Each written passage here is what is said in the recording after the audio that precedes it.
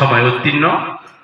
এইবার আমাদের এই মঞ্চে আলোচনা করার জন্য শ্রদ্ধেয় শ্রী রঞ্জিত দেববর্মা মহাশয়, বিশিষ্ট সমাজসেবী, ওনাকে অনুরোধ করছি ওনার মূল্যবান আলোচনা রাখার জন্য। সংক্ষিপ্ত সারে আমাদের বাকি পর্বগুলোর সময় প্রায় এসে গেছে, সবার কাছে অনুরোধ রইল।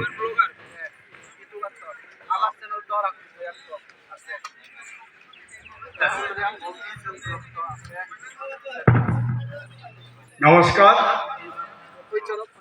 অধ্যকার সভার চরক পূজা কমিটির সভাপতি, সহসভাপতি, সম্পাদক এবং অন্যান্য ভক্তবৃন্দ, যাদের উদ্দীপনায় আজকে এই আয়োজন হয়েছে, অধ্যকার সভার আমাদের অত্র এলাকার সম্মানিত মাননীয় এমডিসি মহোদয়, এক্স চেয়ারম্যান, তৃতীয় এডিসি আমার শান্তিদা, এবং বিশিষ্ট সমাজসেবী অরুণনাথ মহাশয়, সমীরণনাথ মহাশয়, এবং মঞ্চে আমার বক্তব্যের শুরুতে আন্তরিক শুভেচ্ছা জানাচ্ছি।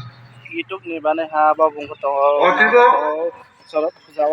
ভাগ্যের ব্যাপার, এই মাঠে কোনো এক সময় চরক পূজা বন্ধ হয়ে গিয়েছিল 93-94-95 তখনকার সময় চরক পূজার ভক্ত এই সাধারণে আসলেন। আমার যজ্ঞেশ্বরদা একদিন গিয়ে আমাকে বলেন, বঞ্জামাই একটু সাহায্য না করলে চরক পূজা করা যাবে না।